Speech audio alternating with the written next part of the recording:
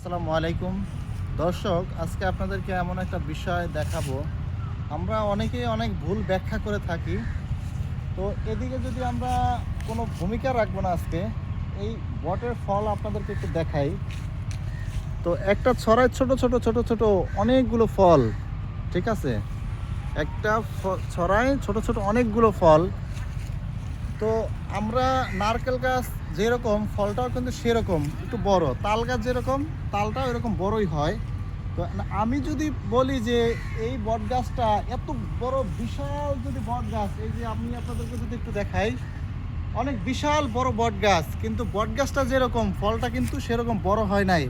আজকে যদি বট গাছটা যেরকম সেরকম যদি ফল যদি এরকম বড় বড় হতো, তাহলে আজকে আমি এখানে দাঁড়িয়ে থাকতে পারতাম না।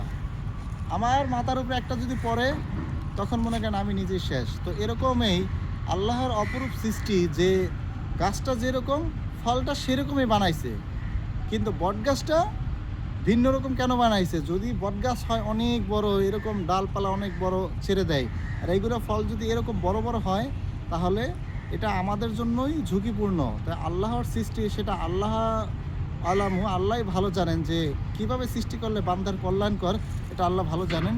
তো এখানে বিশাল বড় বটগাছ, প্রায় শত শত বছর। এই বটগাছটা যতটুকু আমরা আনুমানিক জানতে পারি, প্রায় 300 বছরেরও পুরনো এই বটগাছটি সেই তুরাগ নদীর তীরে দাঁড়িয়ে আছে। এখনও আপনারা দাঁড়িয়ে আছে, এখনও চাইলে আপনারা আসলে এখানে দেখতে পারবেন। সো আসসালামু আলাইকুম।